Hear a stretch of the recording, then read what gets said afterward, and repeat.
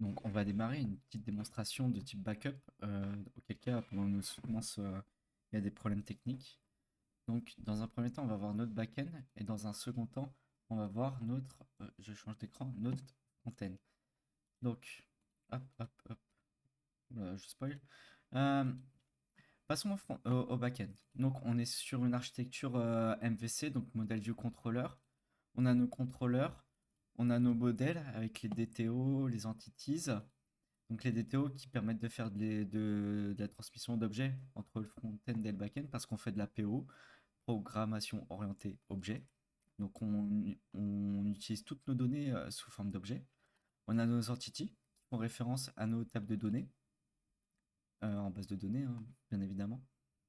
On a nos filters, donc ça c'est pour les JWT et les corses.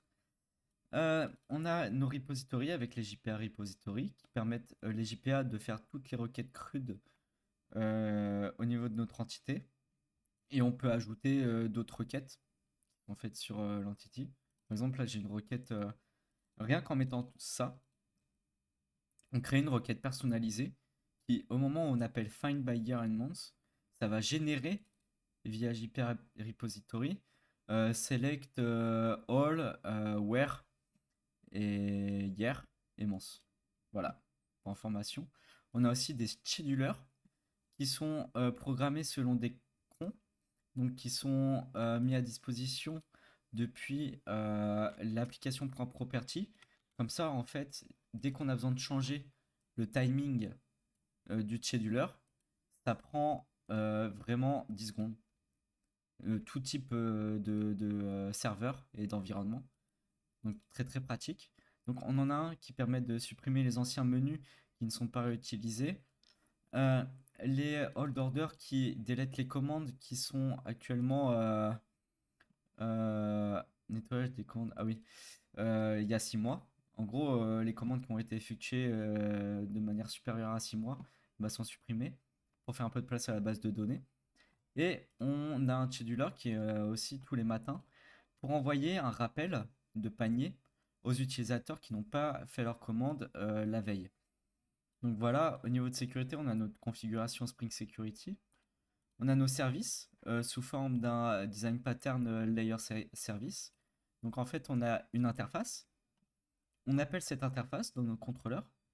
Et en appelant cette interface, on va exécuter l'implémentation en implémentant of service, notre implémentation. Et voilà. C'est un design pattern très couramment utilisé au niveau des services, de la couche des services. Et voilà ce qu'on peut voir au niveau du back-end. Maintenant, on va voir côté front-end. Bon, on va passer rapidement dessus. C'est sous forme Angular, du coup, avec des composants, des modèles, nos composants, body, des composants qui appellent des composants avec des composants parents, etc. Les modèles, donc des TO, pour la manipulation objet, nos services, qui font appel à notre backend via la base URL. Donc, ça va générer une requête HTTP sur cette adresse, plus par exemple ce mapping. Et donc, notre 8080, il va récupérer cet appel HTTP et on va rentrer dans le backend. Donc, c'est voilà, c'est comme ça que ça marche une RESTful API. Voilà, après, on connaît un peu la disposition Angular, c'est à peu près pareil pour tous les types de framework JavaScript. Donc, on va pouvoir le lancer sous ngserve. On va en même temps lancer l'API. Hop, je mets en mode debug si jamais il y a du debug à faire. Donc là, on a notre local d'envoyé, localhost 4200, et là, on a notre back qui tourne sur le 8080. On va pouvoir tout de suite y accéder. Donc, dès que je passe au slash, paf, j'arrive sur l'accueil. Donc, on a dans un premier temps un slider avec quelques de nos produits qu'on peut faire tourner de cette manière. C'est tactile et aussi via le palier numérique. Sur l'accueil, on a un petit bloc d'information qui sort de la base de données, donc on peut la modifier assez facilement. On pourra ajouter même au niveau côté admin euh, une modification en direct. Ah, pas pour moi. On a une petite map interactive au niveau, enfin pour voir l'emplacement du lieu. On a un appel API qui récupère les informations météo que l'on affiche là. On a un à propos, on a nos avis clients qui sont sous forme de slider également. vraiment de la même manière que les images plus haut. On a notre footer avec logo, information, des redirections vers Instagram et Facebook. On a aussi la redirection vers mention légale, vers la politique de confidentialité. Maintenant, on a l'accès au menu. Donc, comme vous l'a dit Kevin précédemment, on ne peut pas ajouter au panier tant qu'on n'est pas connecté. Donc là, on peut faire le choix, mais on ne peut pas encore valider. Et on a à la carte. Donc voilà, si on veut accompagnement, boisson, dessert à la carte, à l'unité, eh ben on peut. Donc maintenant, on va tout de suite s'inscrire. Au moment où on s'inscrit, on devient utilisateur. Donc je vais faire un test, examen 0901 dans notre cas. Je vais faire examen 0901@gmail.com. Je vais mettre un mot de passe par défaut.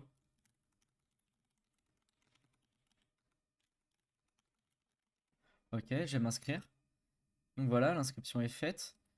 Je vais pouvoir me connecter, examen 0901@gmail.com.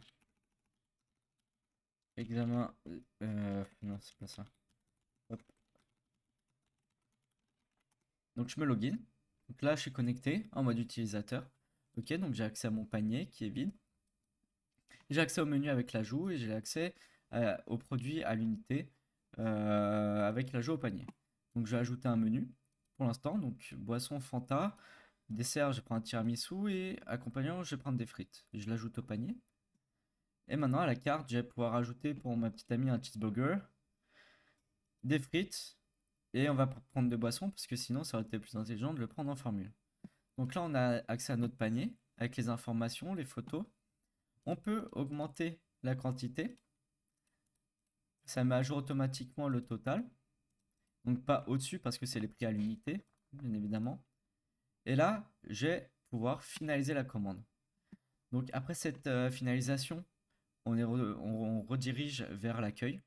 Et puis voilà, là, on peut continuer, etc. Alors je vais nous déconnecter. On va passer maintenant en administrateur. Donc j'ai notre utilisateur qui est en c'est ID 12. Donc là, je suis en rôle ID 1, utilisateur. Je peux également ajouter une valeur. Vu que c'est du many to many, je peux lui donner deux rôles à mon utilisateur. Donc user ID, je vais avoir 12. Et rôle, vu que je suis déjà client, maintenant je vais mettre admin. Go. Donc maintenant je suis également admin. Alors si je me reconnecte,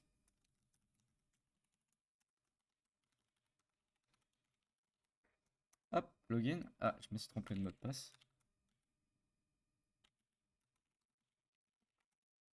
Voilà, j'ai accès à un dashboard. Donc, depuis ce dashboard, j'ai accès au chiffre d'affaires de mes années 2023-2024, données qui sont mises à jour à chaque fois après un panier. Ça trouve automatiquement le mois et l'année auquel ça fait référence et ça update. Si je fais une commande, admettons, là j'ai combien de temps pour moi? 2024, juillet, je vais avoir 8580. Donc je vais prendre à la carte, je vais rajouter 9 euros. J'ai finalisé la commande.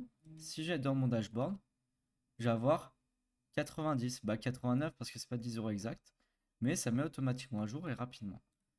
J'ai mon total pour les 2 années. Je peux aussi ajouter un produit en lui choisissant une photo. J'ai la liste de mes produits avec une possibilité de les supprimer. Alors vous me direz, où est-ce qu'on modifie?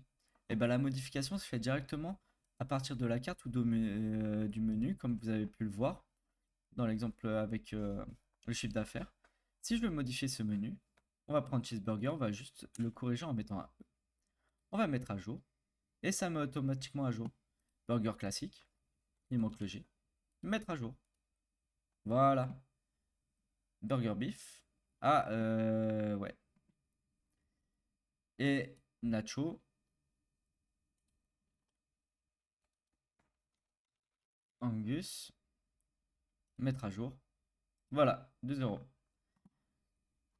Donc voilà. Aussi à savoir que le site est responsive. Alors j'appuie sur F12. Je vais pouvoir voir. C'est responsive mobile. Donc là, hop, ça va être comme ça. Je vais prendre un iPhone. Donc voilà, ça va être sous cette forme. Responsive, on a les produits à la suite, comme ça. Hop, hop, hop, hop, hop. On monte tout en haut. Le dashboard, de la même manière, on l'a joliment. On peut choisir nos menus de la même manière. Et puis voilà. Donc ce sera tout pour moi pour la démonstration. Je vous remercie et en espérant que tout cela vous a plu. Merci beaucoup.